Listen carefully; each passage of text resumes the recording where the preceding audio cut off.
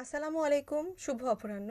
বাংলাদেশ বেতার গোপালগঞ্জ স্টুডিও থেকে আমি আপনাদেরকে স্বাগত জানাচ্ছি, ডাক্তার মেহেরুন্নিসা সিল্কি। আজকের স্বাস্থ্য বিষয়ক ফোন ইন অনুষ্ঠানের আলোচনার বিষয় বাচ্চাদের টনসিল, কারণ, চিকিৎসা ও প্রতিকার। আজকের এই গুরুত্বপূর্ণ বিষয় আলোচনার জন্য আমাদের স্টুডিওতে বিশেষজ্ঞ অতিথি হিসেবে উপস্থিত আছেন একজন অত্যন্ত অভিজ্ঞ নাক কান গলা বিশেষজ্ঞ ডাক্তার মোহাম্মদ গোলাম সারোয়ার, সহকারী অধ্যাপক ইএনটি বিভাগ, গোপালগঞ্জ সরকারি মেডিকেল কলেজ, গোপালগঞ্জ। স্যার, আপনাকে অনেক অনেক স্বাগতম আমাদের স্টুডিওতে। কেমন আছেন স্যার? জি, ধন্যবাদ। আপনাকেও স্বাগত জানাচ্ছি আজকের এই প্রোগ্রামে। স্যার, আমরা তাহলে আলোচনাটা শুরু করি। টনসিল জি, আসলে কি স্যার? আচ্ছা, আপনাকে ধন্যবাদ এবং গোপালগঞ্জ বেতারের সকল দর্শক এবং শ্রোতাকে আমার পক্ষ থেকে স্বাগত জানাচ্ছি আজকের এই প্রোগ্রামে। আসলে টনসিল এটা আমাদের সাধারণের মাঝে খুব কিউরিসিটিমূলক একটা বিষয় যে টনসিল হয়েছে। আমরা যখন আউটডোরে রোগী দেখতে যাই তখন বেশিরভাগ গার্ডিয়ানরা প্রশ্ন করেন যে আমার বাচ্চার টনসিল হয়েছে বা আমার টনসিল হয়েছে এরকম। তো টনসিল বিষয়টা হলো যে এটা আমাদের শরীরেরই একটা গ্ল্যান্ড বলা যায়, লিম্ফ্যাটিক গ্ল্যান্ড, যেটা আমাদের ওরাল ক্যাভিটির মধ্যে থাকে, অর্থাৎ মুখ গহ্বরের মধ্যে এবং গলবিল যেটা বলে, এই সংযোগস্থলে এই টনসিল নামক লিম্ফ্যাটিক গ্ল্যান্ড এটার অবস্থান। তো এটা মূলত যেহেতু লিম্ফ্যাটিক অর্গান, আপনি নিজেও জানেন যে এইটা আমাদেরকে এক ধরনের প্রোটেকশন দেয়।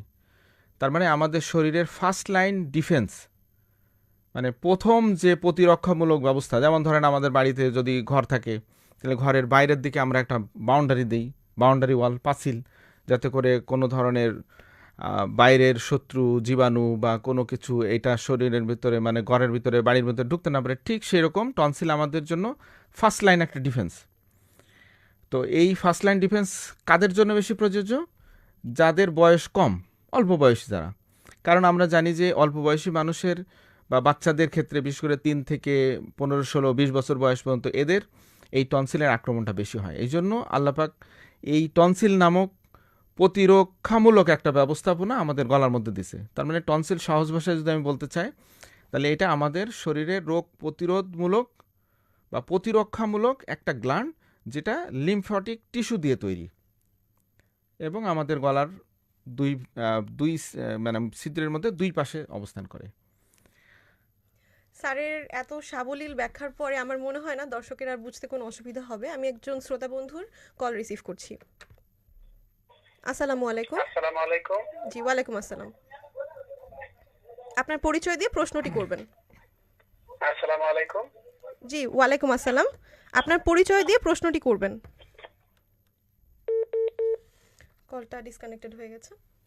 আচ্ছা, স্যার, তাহলে আমরা যে আলোচনায় ছিলাম, যে বাচ্চাদের মধ্যে বেশি সমস্যা দেখা যায় টনসিলের, কেন এই সমস্যাটা কেন বাচ্চাদের বেশি? আচ্ছা, বাচ্চাদের ক্ষেত্রে যেহেতু আমরা বললাম যে এটা একটা প্রতিরক্ষামূলক ব্যবস্থা আমাদের শরীরের জন্য, যেহেতু আমরা শরীরের ভিতরে যে সকল আমাদের জীবাণু ঢুকার যে রাস্তাগুলো আছে, তার ভিতরে ধরেন মুখ গহ্বর একটা, নাকের ছিদ্র একটা এবং অন্যান্য যে ছিদ্রগুলো আছে, এইগুলো দিয়ে মূলত জীবাণু আমাদের শরীরের মধ্যে ঢুকতে পারে।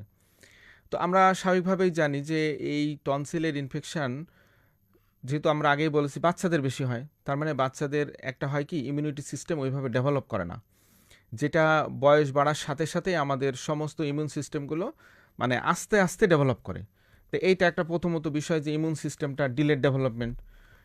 আর দ্বিতীয় বিষয় হলো যে বাচ্চারা সহজেই দেখবেন এই ইমিউন সিস্টেম ডেভেলপ না করার কারণে সহজেই হাঁচি কাশি ঠান্ডা এগুলোতে আক্রান্ত হয়, আর বাচ্চাদের কন্টামিনেশন চান্সটা বেশি থাকে।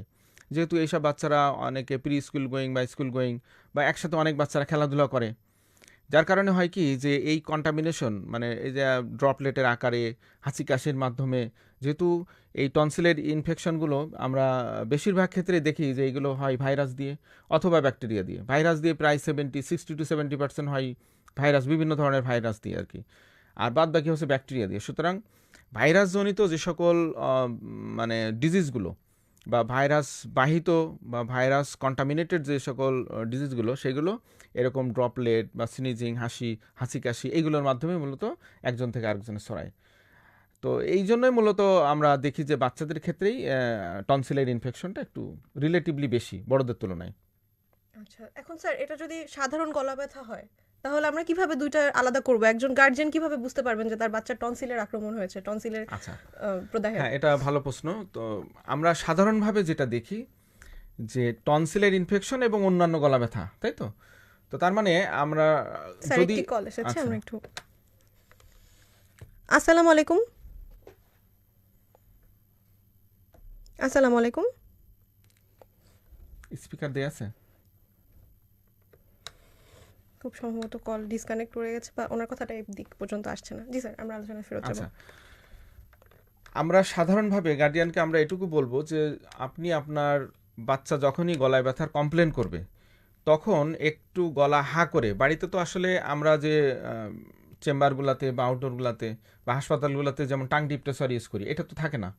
তো সাধারণভাবে একটা চামচ, যেগুলো দিয়ে আমরা ছোটোখাটো যে চামচ, চা চামচ বলা হয়, এই চামচটা একটু পরিষ্কার করে জীবাণুমুক্ত করে এটা যদি জিহ্বার সামনের অংশ, কারণ জিহ্বার দুটো অংশ থাকে, সামনের অংশটা কম সেনসিটিভ পিছনের অংশের তুলনায়, তো সামনের অংশে যদি চামচটা দিয়ে একটুখানি জিহ্বাটাকে নিচু করে পিছনের অংশ লাইট মেরে দেখার চেষ্টা করেন, তাহলে দুই পাশে যেহেতু টনসিলের অবস্থান, সুতরাং এখানে যদি লাল লাল, একটু ফোলা ফোলা বা একটু সাদা সাদা এরকম যদি কোনো কিছু দেখে, এবং বাচ্চার সাথে সাথে যদি বলে যে আমি ঢোক যখন গিলতে যাই বা খাবার খেতে যাই তখনই ব্যথাটা অনুভূত হয়, তাহলে এটা বুঝতে হবে যে এটা টনসিলের ব্যথা।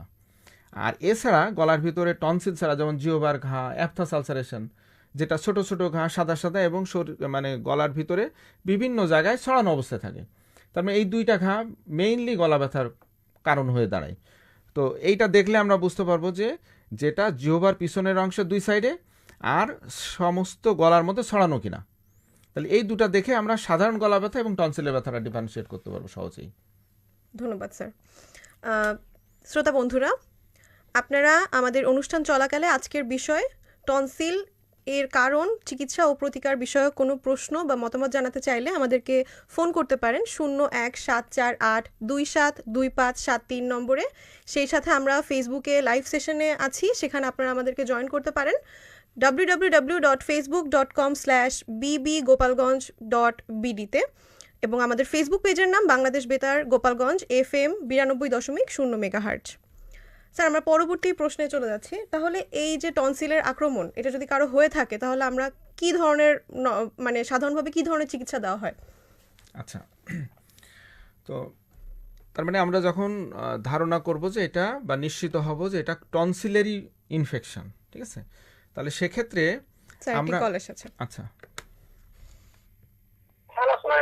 ওয়ালাইকুম আসসালাম। আমি রাজাপুর উপজেলা থেকে এনামুল্লাহ বলছিলাম। জি, ভালো আছেন আপু? জি আলহামদুলিল্লাহ। আপনার প্রশ্নটি করবেন। আমার প্রশ্ন হলো, শিশুদের কি খালি টনসিল হয় না বড়দেরও হইতে পারে? একটু স্যারের কাছে আমার এই প্রশ্নটা। জি, অনেক অনেক শুনতে ধন্যবাদ। থাকেন। আচ্ছা, ভালো থাকবেন। জি, আচ্ছা, আমরা যে প্রশ্নে ছিলাম সেটা হচ্ছে যে টনসিল ইনফেকশনের প্রধান কারণগুলো কি কি, তাই তো? স্যার মানে এটা আমি চিকিৎসা কিভাবে দিব এটা জানতে চাচ্ছি। আচ্ছা, কিভাবে তার মানে চিকিৎসা চিকিৎসা দেওয়া হয়? দেওয়ার আগে আমাদের কারণগুলো আসলে জানতে হবে। আমি অলরেডি বলেছি যে বেশিরভাগ ক্ষেত্রে ভাইরাল, আর সেকেন্ডলি হচ্ছে ব্যাকটেরিয়াল। জি স্যার। ঠিক আছে, তার মানে ভাইরাল যেগুলো, আমরা তো জানি যে ভাইরাস জিনিস বা ইনফেকশনগুলো সাধারণত এটার একটা ইনকিউবেশন পিরিয়ড থাকে, এটা 7 থেকে 14 দিন বা 21 দিন বা কোনো কোনো ক্ষেত্রে 28 দিন পর্যন্তও থাকতে পারে। তার যেহেতু 70% ডিজিজ হলো ভাইরাল, সুতরাং আপনাকে সিমটোমেটিক ম্যানেজমেন্ট দিতে হবে, অর্থাৎ ভাইরাসের আমরা জানি যে স্পেসিফিক আসলে ম্যানেজমেন্ট নাই, ঠিক আছে। সুতরাং এই রোগীর গলা ব্যথা হলে গলা ব্যথার আমরা চিকিৎসা দিব, অর্থাৎ সেক্ষেত্রে আমরা অ্যান্টিপাইরেটিক জাতীয় যে মেডিসিনগুলো আছে বাচ্চাদের ক্ষেত্রে আমরা সাধারণভাবে পছন্দ করি হয় প্যারাসিটামল অথবা আইবুপ্রোফেন জাতীয় ঔষধ, এগুলো অ্যান্টি ইনফ্লামেটরি হিসেবেও কাজ করে এবং পেইন কিলার হিসেবেও কাজ করে। সুতরাং আমরা ফার্স্ট লাইন ড্রাগ যদি চিন্তা করি তাহলে আমরা প্যারাসিটামল অথবা আইবুপ্রোফেন। আর দ্বিতীয়ত যেটা আমরা করব সেটা হলো যে ওরাল হাইজিন মেনটেন করতে বলবো, অর্থাৎ মুখের ভিতরে যারা বাচ্চারা বিশেষ করে দাঁত ব্রাশ করে না, ঠিক আছে, খাওয়ার পরপরই কুলিকুচিও ঠিকঠাক মতো করে না, যার কারণে এই যে খাদ্যকণাগুলো জমে ব্যাকটেরিয়া কোলোনাইজেশনের মাধ্যমে এই থ্রোট বা টনসিলের ইনফেকশনগুলো করতে পারে। তো সে কারণে আমরা তাদেরকে ওরাল হাইজিন মেনটেনের জন্য বলবো। ওরাল হাইজিন সাধারণভাবে আমরা বলতে পারি যে সাধারণ কুসুম গরম পানি করবে, এর ভিতরে 1 চিমটি লবণ মিশিয়ে এটা নিয়মিত গার্গল করবে। এটা একদিক থেকে যেমন সোয়েলিং বা ইডিমা কমাবে, তার মানে পেইন কমবে, সাথে সাথে ওরাল হাইজিন ভালো থাকলে ব্যাকটেরিয়া বা ভাইরাসগুলো গ্রোথ করতে পারবে না, সুতরাং দ্রুত তারা রিমিডি করবে। এবং এর পাশাপাশি আমরা যেটা বলি যে প্রচুর পরিমাণে লিকুইড ইনটেক করার জন্য পানি জাতীয় খাবার তাদেরকে বেশি খেতে বলি, ঠিক আছে। এবং এই বাচ্চাদেরকে বা বড় মানুষ যেই হোক না কেন তাদেরকে একটু রেস্টের কথা বলি, যে আপনি অ্যাডিকুয়েট রেস্ট নেবেন, প্রপার হাইড্রেশন মেনটেন করবেন এবং সিমটোমেটিক ম্যানেজমেন্ট হিসেবে কিছু পেইন কিলার খাবেন। এই আর বেশিরভাগ যেহেতু এটা ভাইরাস দেওয়া হয়, সুতরাং এইটার অ্যান্টিবায়োটিকের সেন্সিটিভিটি অনেকাংশে কম। তবে যেগুলো আমরা মনে করি একটু লং টার্ম হয়ে গেছে, কোনোভাবেই ইনফেকশন জেনারেল ম্যানেজমেন্ট নিয়ে কমছে না, তাহলে তাদের ক্ষেত্রে আমরা অ্যান্টিব্যাকটেরিয়াল হিসেবে কিছু ড্রাগ সাজেস্ট করি। তো ব্যাকটেরিয়ার ক্ষেত্রে যেটা হয় সেটা হলো যে সাধারণত স্ট্রেপ্টোকক্কাস পায়োজেন জাতীয় অর্গানিজম দিয়ে বেশি হয়, বা টাইপ এ স্ট্রেপ্টোকক্কাস দিয়ে। তো সেক্ষেত্রে সাধারণত আমরা আগের দিনে যেটা দেখতাম যে পেনিসিলিন জাতীয় ওষুধ সেন্সিটিভ, পেনিসিলিন।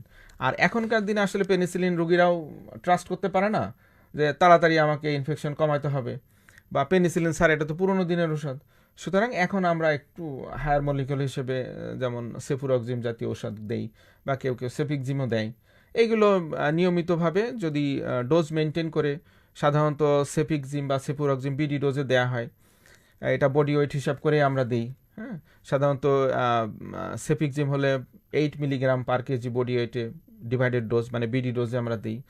আর যদি সেফুরক্সিম দিই তাহলে 15 to 20 মিলিগ্রাম ডোজে দিই, বিডি করে আর কি। তার মানে এই যদি আমরা মনে করি যে ব্যাকটেরিয়াল সংক্রমণ, তাহলে আমরা অ্যান্টিবায়োটিক দেবো, আদারওয়াইজ অ্যান্টিবায়োটিকের প্রয়োজন নেই। বুঝতে এই পেরেছি। মূলত হচ্ছে স্যার, টনসিলাইটিসের ট্রিটমেন্ট। যেহেতু আপনি বললেন যে ভাইরাস যদি আক্রমণ করে সেক্ষেত্রে একটা ইনকিউবেশন পিরিয়ড থাকে, Right. তার মানে এটা সংক্রমণ হওয়ার সাথে সাথে একজন টের নাই পেতে পারে, ডেফিনেটলি মানে তাই হবে। সুপ্ত অবস্থায় থাকতে পারে। স্যার, তাহলে আমরা যদি এরকম হয় যে টনসিল জিনিসটা বাচ্চাদের মধ্যে বেশি প্রচলিত, তার মানে আমাদের যে গার্জিয়ানরা থাকবে, তার মা বাবা থাকবে, তাদের একটা বিশেষ ধরনের লাইফস্টাইল মেনটেন করতে মেনটেন হবে। করার জন্য আমরা একটা বলবো প্রতিকার, অবশ্যই। একটা তাহলে প্রতিকারগুলো কি স্যার হতে পারে? প্রতিকারগুলো আমরা এইভাবে বলি যে যেহেতু স্কুল গোয়িং বাচ্চা, তার মানে একে একটু আইসোলেটেড রাখার জন্য আমরা বলি প্রথমত, যে আপনার বাচ্চা এই ধরনের সংক্রমণে যখনই পড়বে তখন আপনি তাদেরকে স্কুলে গেলে স্কুলটা কিছুদিন 1 সপ্তাহ বন্ধ রাখবেন, অথবা বাচ্চাকে আউটডোর খেলাধুলোর জন্য নিরুৎসাহিত করবেন, ঠিক আছে।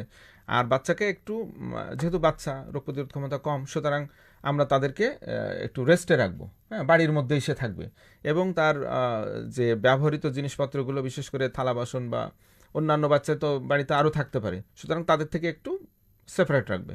সাথে সাথে বাচ্চাদেরকে কিছু ফুড হ্যাবিটের ব্যাপারে আমরা বলবো, যেমন ডাইরেক্ট ঠান্ডা কোনো খাবার খাবে না, ফ্রিজের খাবার বিশেষ করে, হ্যাঁ, জুস, পানি বা আইসক্রিম জাতীয় এই জিনিসগুলোকে তাদেরকে অ্যাভয়েড করতে বলবো। নিয়মিত দাঁত ব্রাশ করার প্র্যাকটিস করতে বলবো, মানে বিশেষ করে দাঁত ব্রাশ করবে সে রাত্রে ঘুমানোর আগে, ঠিক আছে। তাহলে এইগুলো যদি মেনটেন করা হয় এবং যদি সাসপেক্টেড থাকে তাহলে একটু ডাক্তারের পরামর্শ নেবে। এভাবে আমার মনে হয় যে যদি মেনটেন করতে পারে গার্জিয়ানরা, তাহলে টনসিলের সংক্রমণ অনেক অংশে কমে যাবে। দর্শক এবং শ্রোতা বন্ধু, অনুষ্ঠান চলাকালে আমাদের আজকের বিষয় নিয়ে আপনাদের কোনো প্রশ্ন বা মতামত জানাতে হলে আপনারা আমাদেরকে ফোন দিতে পারেন 0174827257 নম্বরে। এছাড়াও আমরা আমাদের ফেসবুক পেজ বাংলাদেশ বেতার গোপালগঞ্জ FM 92.0 মেগাহার্জে লাইভ আছি, আপনারা সেখানেও আমাদেরকে যোগ দিতে পারেন। স্যার, এই যে টনসিলের যে সংক্রমণটা, এটা বছরের একটা নির্দিষ্ট সময় অনেক বেশি বেড়ে যায়, এটার কারণটা কি? এটা এই নির্দিষ্ট সময়টাতেই কেন বাড়ে? আচ্ছা, যাক, ভালো কোশ্চেন। তো আমরা যেটা দেখি আর কি, যেটা বললাম যে সাধারণত আমাদের দেশের এই ওয়েদারে বিশেষ করে দেখেন যে গরমের সময় তীব্র গরম, হিউমিডিটি অনেক বেশি, আবার শীতের সময় অনেক ঠান্ডা, ঠিক আছে, সে সময় হিউমিডিটি অনেক কমে আসে, ঠিক আছে। তো এই এনভায়রনমেন্টগুলো আপনার ভাইরাসের সংক্রমণের জন্য বা কোলোনাইজেশনের জন্য, বৃদ্ধির জন্য একটা ফেভারেবল এনভায়রনমেন্ট ক্রিয়েট করে। সুতরাং এই সিজনগুলোতে এই ডিজিজগুলো বেশি হয়। তো এই জন্যই আমরা রোগীদেরকে সাধারণত শীতের আগে তাদেরকে বলি যে বিশেষ করে ওই সময় ধুলাবালি, ডাস্টও বেশি থাকে। হ্যাঁ, আমাদের দেশে তো আসলে এনভায়রনমেন্ট আসলে পলিউশন অনেকভাবেই হয় আর কি। হ্যাঁ, আর এনভায়রনমেন্ট পলিউশনের সাথে আপনার এই যে টনসিলের সংক্রমণগুলোও জড়িত। এই জন্য আমরা শীতের আগে গার্ডিয়ানকে বলবো যে আপনারা অবশ্যই এই ধুলাবালি বা ঠান্ডা এই জাতীয় ওয়েদার থেকে বাচ্চাদেরকে একটু দূরে রাখবেন। আর বিশেষ করে বর্ষাকালে যখন হিউমিডিটি অনেক বেশি থাকে সে সময় অযথা বৃষ্টিতে না ভেজা, আউটডোরে ধুলাবালি থেকে বাইরে থেকে যখন আসবে তখন একটু মানে কি বলে যে টাওয়াল দিয়ে একটু ভালো করে হাত পা মুছিয়ে দিয়ে হাত মুখে একটু পানি দিয়ে ধুয়ে ফেলে, হ্যাঁ, এইগুলো যদি মেনটেন করা যায় তাহলে দেখা যাচ্ছে যে এই দুই মৌসুমে আমাদের দেশে তো আসলে এই দুইটাই একটু এক্সট্রিম। তাহলে এই দুইটা এনভায়রনমেন্ট যদি একটু স্বাভাবিকভাবে সচেতনভাবে তারা মেনটেন করতে পারে তাহলে দেখা যাবে যে টনসিলের সংক্রমণ অনেক অংশে কমে যাচ্ছে। ধন্যবাদ স্যার।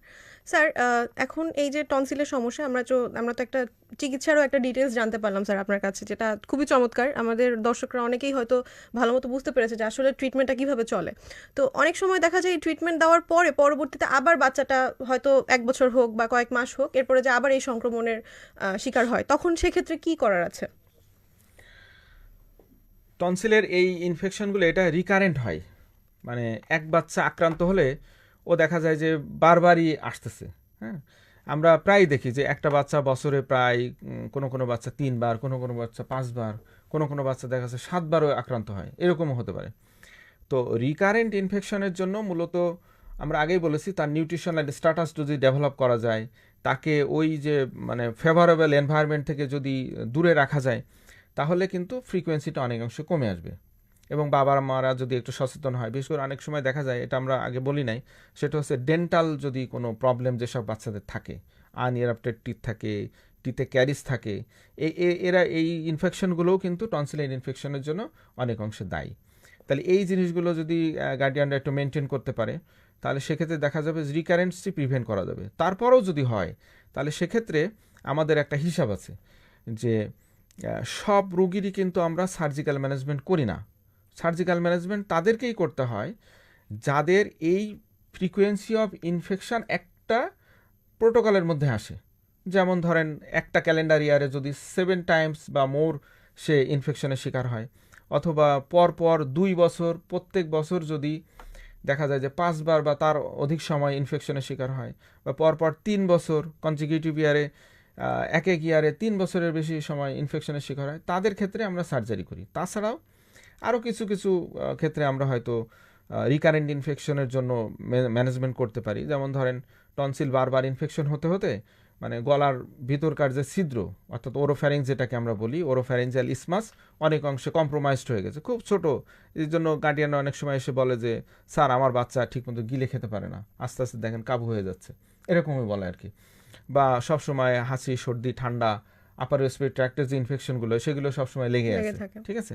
তাহলে এই ধরনের মেকানিক্যাল যদি কোনো অবস্ট্রাকশন করে, রিকারেন্ট ইনফেকশনের চান্স থাকে, বা এমনও হয় অনেক সময়, এটা বড়দের বেশি হয়, সেটা হলো এর সিকুয়েলি হিসেবে বা কমপ্লিকেশন হিসেবে পেরিটনসিলার অ্যাবসেস ডেভেলপ করে। হ্যাঁ, তাহলে এইগুলো হচ্ছে মূলত মানে রিকারেন্সির বিভিন্ন ইস্যু। তাহলে এইগুলো হলে সাধারণত আমরা পরবর্তীতে এদের ক্ষেত্রে সার্জারির জন্য পরামর্শ দিই। স্যার, কথা চলে আসলো, এবং আমাদের দর্শক বা শ্রোতা বন্ধু যে প্রশ্নটা করেছিলেন যে বাচ্চাদের থেকে মানে বড়দেরও কি এটা হতে পারে কিনা, টনসিলটা কি বড়দেরও হয় কিনা? জি, টনসিলের ইনফেকশন সব বয়সে হতে পারে, সব বয়সের হতে পারে, বাচ্চা, বয়স্ক, মাঝবয়সী বা বুড়া মানুষ, সবার ক্ষেত্রে আমরা টনসিলের ইনফেকশন পাই। তবে যেটা দেখা যায় যে বাচ্চাদের ক্ষেত্রে এই ফ্রিকোয়েন্সিটা অনেক অংশে বেশি, আর বড়দের ক্ষেত্রেও হয়। যাদের এই যে আমরা পসিবল কজগুলো বললাম, এই সমস্যায় যারা পড়ে বা থাকেন তাদের কিন্তু এই টনসিলের ইনফেকশন বড়দেরও হতে পারে। তবে বড়দের রিকারেন্সির চান্স অনেক অংশে কম, যার কারণে অনেক সময় বড়দের ইনফেকশন হলেও তারা নেগলেক্ট করে।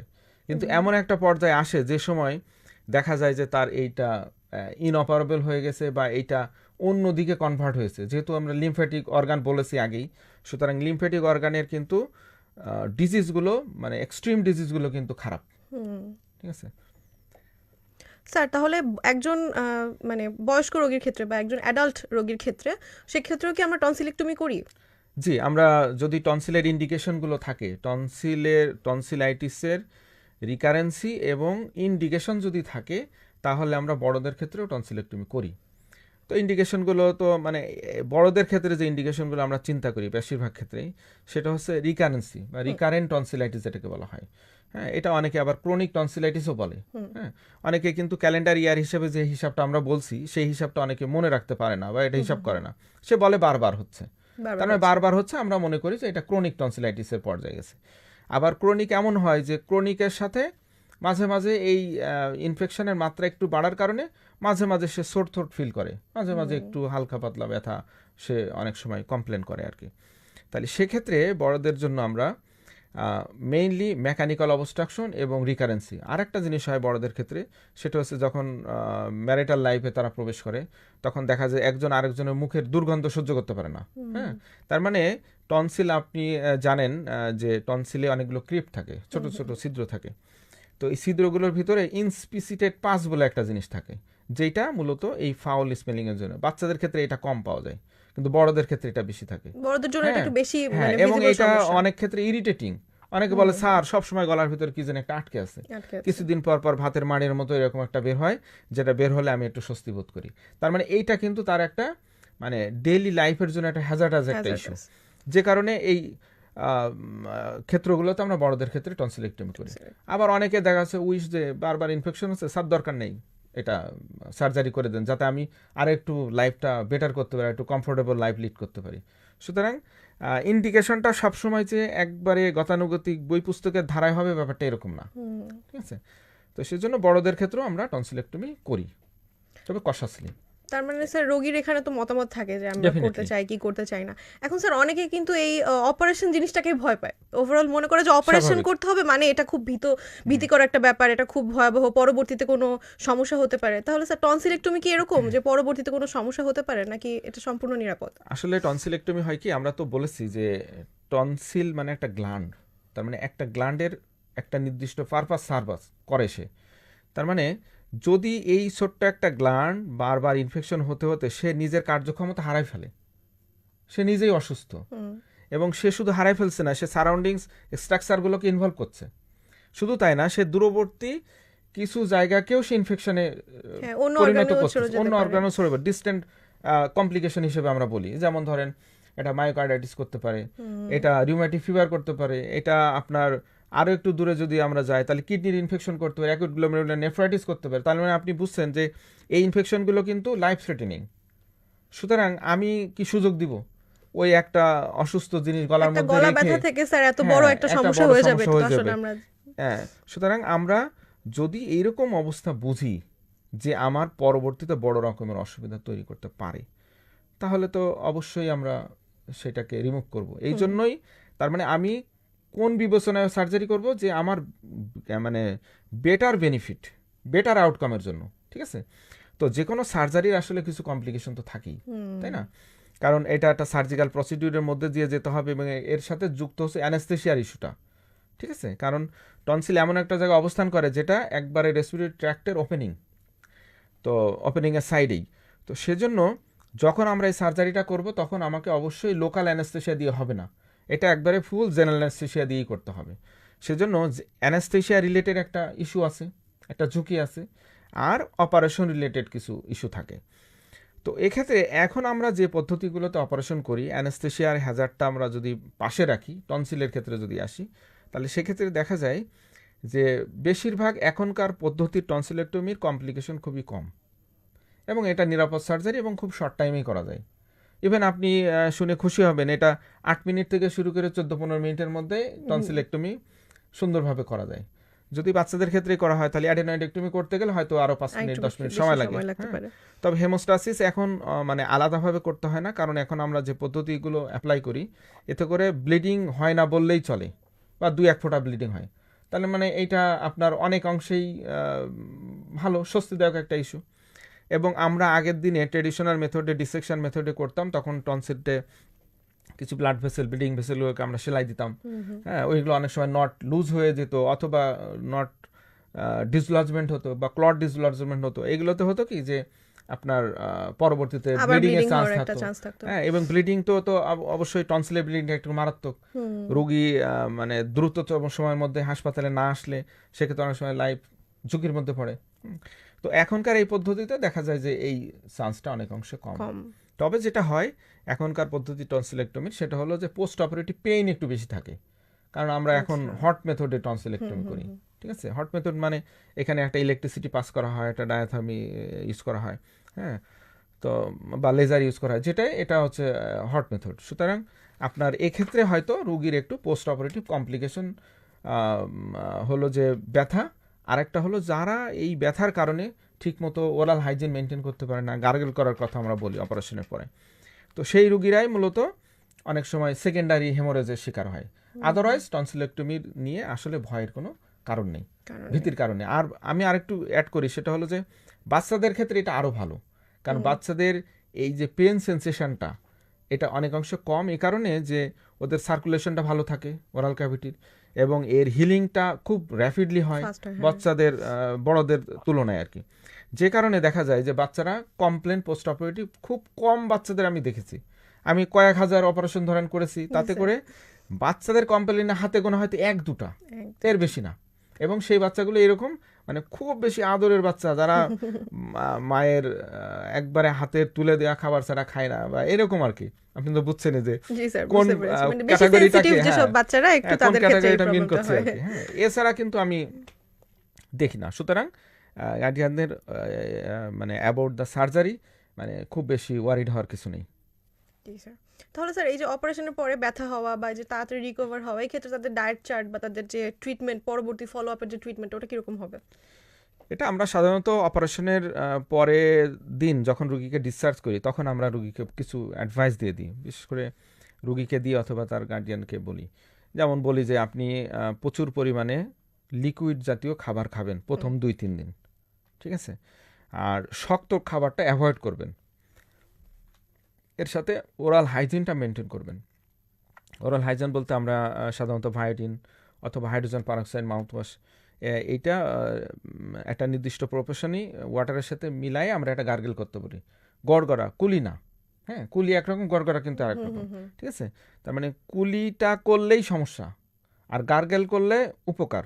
উপকার এই অর্থে যে এই যে ওন্ডের যে সাইডটা, এই সাইডটায় স্টিচ দেওয়া নেই, এইটা পিলার টু পিলার অ্যাপোজিশন করা নেই, সুতরাং এটা একটা ওপেন সারফেস। তো ওপেন সারফেস মানে কি, এখানে রেগুলার সেলুলার ডেব্রিজ তৈরি হবে, ঠিক আছে, যখন হিলিং প্রসিডিউরে যাবে আর কি। তার মানে এই ডেব্রিজটা যত দ্রুত আমরা ডেব্রাইডমেন্ট করতে পারবো, রিমুভ করতে পারবো, তত কিন্তু রুগীর হিলিংটা দ্রুত হবে। তো গার্গেল করলে সেটা হয়। সুতরাং গার্গেলকে আমরা খুব ইমফ্যাসিস দিয়ে বলি যে গড়গড়া করাবেন ভালো মতো, নিয়মিত, আর কয়েকটা দিন সফট ডায়েট নেবেন, তারপরে আস্তে আস্তে আপনি স্বাভাবিক খাবার খাবেন। এক্ষেত্রে আমি একটু অ্যাডিশনালি বলি, যেমন সিদ্ধ ডিমটা অনেকে খেতে পারে ওই সময়, হ্যাঁ, খুব বেশি চা বানানোর প্রয়োজন হয় না, ঠিক আছে, অথবা একটু মধু খেলে, এগুলো অনেক সময় পেইন কমানোর জন্য কাজ করে। আর পেইন কিলার হিসেবে তো আমরা ওষুধপত্র দিয়েই থাকি, এবং সাথে সাথে আমরা র্যাপিড হিলিংয়ের জন্য আমরা একটা অ্যান্টিবায়োটিক প্রেসক্রাইব করি, যাতে করে তার মানে ইনফেকশনটা কি বলে সাবসাইড থাকবে এবং হিলিংটা র্যাপিড হবে, ফাস্ট হবে। স্যার, তাহলে এই যে অপারেশন যদি হচ্ছে আমরা কাউকে করতে বলি, অপারেশন করার জন্য আমরা সাজেশন দিলাম, বাট পেশেন্ট যদি সেখানে কনসেন্ট না দেয়, আমাদের তো সেটা করার মানে সুবিধা নেই, সেই ক্ষেত্রে কোন ধরনের অসুবিধা হতে পারে? মানে অপারেশন না করালে কি ধরনের অসুবিধা হতে পারে? তার মানে আপনি বলতে চাচ্ছেন যে ধরেন টনসিল নিয়ে ভুগতেছে দীর্ঘদিন ধরে, এখন আপনি অপারেশনের কথা বলছেন অ্যাজ এ ডক্টর, বাট তারা চাচ্ছে যে না আমরা এটা সার্জারি করব না, তাহলে সেক্ষেত্রে যে প্রবলেমগুলো মেইনলি হয় আর কি আমরা দেখি, হ্যাঁ, সেটা হচ্ছে যে টনসিলের ওই যে কমপ্লিকেশনগুলো হবে তখন, হ্যাঁ, যেমন অ্যাকিউট টনসিলাইটিস হতে পারে, পেরিটনসিলার অ্যাবসেস, যেটা ভয়াবহ অবস্থা, ইভেন মুখ খুলে হাউ করতে পারবে না, খাওয়া পাওয়া তো দূরের কথা, হ্যাঁ, এবং এই পেরিটনসিলার অ্যাবসেস যে কোনো এক সাইডে হতে পারে, এবং এটা এমন অবস্থা যে এখান থেকে বাস্ট হয়ে পুজ বের হতে পারে, এটা নেকের দিকে এক্সটেন্ড হতে পারে, এটা ইভেন মেডিস্টেনামের দিকেও যেতে পারে। এবং এই পেরিটনসিলার অ্যাবসেস এর সিকুয়েলি হিসেবে রেট্রোফ্যারেঞ্জিয়াল অ্যাবসেস হতে পারে, প্যারাফ্যারেঞ্জিয়াল অ্যাবসেস হতে পারে। এই অ্যাবসেসগুলো কিন্তু ভয়াবহ। সুতরাং আর এছাড়াও যেটা হতে পারে যে ডিস্টেন্ট মেটাস্টাসিস, ডিস্টেন্ট কমপ্লিকেশন হিসেবে তো আমরা বললাম, হ্যাঁ, আর তাছাড়া আপনার ধরেন যে টনসিলার ম্যালিগন্যান্সি ভবিষ্যতে হতে পারে, টনসিলার ম্যালিগন্যান্সিটাও খারাপ জিনিস, হ্যাঁ। সুতরাং অপারেশন করা ভালো, কারণ আপনি তো কখনোই চাইবেন না একটা ডিজিজ নিয়ে আপনি দীর্ঘদিন সাফার করতে, তাই না? কারণ এই ডিজিজ যদি হয় সে কমপ্লিকেশন করে, আপনার স্বাভাবিক জীবনযাত্রাকে ব্যাহত করবে, ইভেন আপনার লাইফ থ্রেটেনিং কন্ডিশনও তৈরি করতে পারে। সুতরাং আপনি স্বাভাবিকভাবে চাইবেন যেটা সার্জারি করে রিমুভ করতে, আদারওয়াইজ আপনি তার মানে স্যার এরকম বিপদে যদি পড়বেন। আমরা কোনো পেশেন্ট পাই বা আমাদের পরিবারেরও যদি কেউ এরকম থাকে যে এই ব্যাপারে জেদ করছে যে অপারেশন আমি করব না, তাহলে সেক্ষেত্রে আমরা তাদেরকে এভাবে কাউন্সেলিং করতে পারি যে এই ধরনের অসুবিধা হতে পারে। আর যেটা স্যার Right. বললেন যে টনসিলে ক্যান্সারও হয়ে যেতে পারে, নর্মাল মানুষের ভাষায় যেটা, যে ক্যান্সার পর্যন্ত হয়ে যেতে পারে একটা ছোট্ট গলা ব্যথা থেকে। তো আমরা Right. এইসব ব্যাপারে সচেতন থাকবো। শ্রোতা বন্ধু, আমরা অনুষ্ঠানের মানে একদম শেষ পর্যায়ে চলে এসেছি। আপনাদের যদি এখনো কোনো প্রশ্ন করার থাকে আপনারা আমাদেরকে ফোন দিতে পারেন 01-748-272-573 নম্বরে। স্যার, আপনার সাথে কথা বলে আজকে খুবই মানে অনেক কিছু আমিও জানতে পারলাম। আমি সম্পূর্ণ কনফিডেন্ট এই ব্যাপারে যে আমাদের দর্শক এবং শ্রোতা বন্ধুরা অনেক কিছু জানতে পেরেছে। তাহলে স্যার, এই যে টনসিলের আমরা যে ট্রিটমেন্ট নিয়ে কথা বললাম, ওষুধ দেওয়া এবং ওষুধ দেওয়া ছাড়া সার্জারি করেও, তো এই ধরনের অসুবিধা থেকে সম্পূর্ণ পুরোপুরি সুস্থ হয়ে যেতে কতদিন সময় লাগতে পারে? আচ্ছা, ধরেন একটা পোস্ট অপারেটিভ পেশেন্টের সাধারণভাবে আমরা দেখি যদি পেশেন্ট সমস্ত প্রসিডিউরগুলো ফলো বলতে ধরেন ডায়েট চার্ট মেনটেন করলো, মানে ডায়েটের যে অ্যাডভাইস সেটা মেনটেন করলো, সে ভালো মতো গার্গেল করলো, সে খাবার দাবার ঠিকঠাক মতো খাইলো, তাহলে দেখা যায় যে 10 থেকে 14 দিন ম্যাক্সিমাম রোগীর ক্ষেত্রে, 10 থেকে 14 দিন, এটা ভ্যারি করে রোগীর সেন্সিটিভিটির উপরে, রোগী কতটুকু এইসব প্রসিডিউরগুলো মেনটেন করলো। তো আমি এর খুব বেশি দেখি না। এবং যে অনেক সময় মায়েরা এসে বলে যে স্যার আমার বাচ্চা তো পরীক্ষা স্কুল এটা সেটা আছে, তো কবে থেকে সে স্কুলে যেতে পারবে, মাদ্রাসায় যেতে পারবে, পড়ালেখা করতে পারবে? তাই আমি বলি যে ও বাচ্চা যখন থেকেই চাইবে পড়ালেখা করতে সে তখন থেকেই করতে পারবে, কারণ এটার জন্য বেসিক্যালি কোনো ঝুঁকি নেই। মানে অনেক সময় দেখা যায় হাতে পায়ে বা শরীরের অন্য অন্য জায়গায় অপারেশনের পরে একটা নির্দিষ্ট টাইম পর্যন্ত তাকে ইমোবিলাইজ করে রাখা হয় বা অন্যান্য অ্যাডভাইস দিয়ে দেওয়া হয়, বাট এক্ষেত্রে কোনো সমস্যা নেই। ইভেন অনেকে বলতে কথা কয়দিন বন্ধ রাখবো, তাই আমি বলি কথা বন্ধ রাখার কোনো প্রয়োজন নেই, যখনই তার জ্ঞান ফিরবে তখন তুই সে কথা বলবে। হ্যাঁ, তার মানে আমরা যত দ্রুত সম্ভব রুগীকে নর্মালাইজ করার চেষ্টা করব এবং রুগী যত কোঅপারেট করবে সে তত তাড়াতাড়ি রিকভারি হবে। সুতরাং এইটা নিয়ে ওয়ারির হওয়ার কিছু নেই, এটা খুব সিম্পল ইস্যু আর কি। স্যার, এটা আসলে মানে বাচ্চাদের ক্ষেত্রে দেখা যায় যে গার্জিয়ানরা অনেক বেশি চিন্তিত থাকে সব ব্যাপার নিয়ে। তো আমার মনে হচ্ছে যে এই ধরনের প্রশ্নগুলো আসলে ঘুরে ফিরে আসে যে আমরা অপারেশন করব কিনা, বা অপারেশন করলে কি হবে, পরবর্তীতে ওর পড়ালেখা আটকে গেল কিনা, আবার পড়াশোনায় কোনো ক্ষতি হবে কিনা, এই ধরনের অনেক সময় গার্ডিয়ানরা এসে কথাটা বলে যে স্যার ওর কণ্ঠের কোনো সমস্যা হবে কিনা। আচ্ছা, হ্যাঁ স্যার, এটা আমার প্রশ্ন মানে ছিল অপারেশনের পরে যে কণ্ঠের কোনো প্রবলেম হবে কিনা। কিন্তু আমরা যেটা দেখেছি আসলে বেসিক্যালি আমরা সার্জারিটা কোথায় করি, সার্জারিটা করে জিহ্বার দুই পাশে, ঠিক আছে, ওরাল ক্যাভিটির ভিতরে, কিন্তু কণ্ঠ নালী যেখান থেকে শব্দ তৈরি হয় আমরা যে কথা বলছি সেটা তো আরো নিচে, ল্যারিংস, সেটাকে ল্যারিংস বলে। ল্যারিংসটা হলো আরো নিচে, অনেক নিচের একটা অর্গান আর কি। তো সেই জায়গায় কিন্তু আমাদের কোনো কাজ নেই, আমার ছুরি কাঁচির কোনো টাচ করা হবে না এবং আমি সে পর্যন্ত পৌঁছাবো না, আমার ইনস্ট্রুমেন্ট ওই পর্যন্ত যাবেই না, ঠিক আছে। তবে হ্যাঁ, এখানে একটা ইস্যু আছে, সেটা ওই যে আমরা বললাম প্রথম যে অ্যানেস্থেশিয়ার একটা ইস্যু থাকে। তার মানে এই অ্যানেস্থেশিয়া, অ্যানেস্থেশিয়া মানে এন্ডোট্রাকিয়াল ইনটিউবেশন, অর্থাৎ এমন একটা নল ইউজ করা হয় যে নল দিয়ে আপনার শ্বাস প্রশ্বাস এটা কৃত্রিমভাবে চালানো হবে, ঠিক আছে। তার মানে ওই নলটা এন্ডোট্রাকিয়াল ইনটিউবেশন মানে ওই শ্বাস কণ্ঠনালী যেখানে শব্দ তৈরি হয় তারও নিচে পর্যন্ত যায়। তার মানে যদি ইনটিউবেশন রিলেটেড কোনো ইস্যু আসে, কোনো প্রবলেম হয়, ধরেন রাফ ইনটিউবেশন বা ইনটিউবেশনের যে টিউব সাইজ যদি অ্যাবনর্মাল হয়, অনেক মোটা হলো, গলা নালী ছোট কিন্তু টিউব অনেক বড়, তার মানে ওইখানে যদি ট্রমা হয়, সামঞ্জস্যপূর্ণ যদি না হয়, তার মানে আমার ইনটিউবেশন রিলেটেড যদি কোনো প্রবলেম হয় তাহলে সেক্ষেত্রে ইনটিউবেশন গ্রানুলোমা বলে, এইটা হতে পারে। এখন ইনটিউবেশন গ্রানুলোমা পরবর্তীতে পলিপ বা কি বলে ভোকাল কর্ড নোডিউল বা পলিপ হতে পারে, যেটা ভবিষ্যতে আপনার কণ্ঠ, বাট সার্জারি রিলেটেড কোনো ইস্যু নেই। সুতরাং এই অপারেশন করলে কণ্ঠের কোনো সমস্যা হয় না। তাহলে স্যার, একজনের গলা ব্যথা হলো, আমাদের একদম শেষ পর্যায়ে আমরা চলে এসেছি, একজনের গলা ব্যথা হলে স্যারের কথা শুনে আপনারা যেটা বুঝলেন যে আমরা বাসায় বসেও নির্ধারণ করতে পারবো যেটা আসলে টনসিলের সমস্যা কিনা, এবং আমাদের প্রথম কাজ হবে একজন বিশেষজ্ঞ চিকিৎসকের সাহায্য নেওয়া, পরামর্শ নেওয়া। স্যার আপনাকে অনেক অনেক ধন্যবাদ আজকে আপনার এই ব্যস্ততার মধ্যে আমাদেরকে সময় দেওয়ার জন্য। আমি দর্শক এবং শ্রোতা বন্ধুদের পক্ষ থেকেও আপনাকে ধন্যবাদ জানাচ্ছি স্যার, এত সুন্দর সাবলীলভাবে আপনি আমাদেরকে বুঝিয়েছেন টনসিলের ব্যাপারে। ধন্যবাদ জানাচ্ছি সকল শ্রোতা এবং দর্শককে যারা ফোনে এবং ফেসবুকে আমাদের সাথে ছিলেন। আপনাদের সুস্থতা কামনায় আজকের মতো বিদায় নিচ্ছি। আমি ডাক্তার মেহেরুন্নিসা সিল্কি।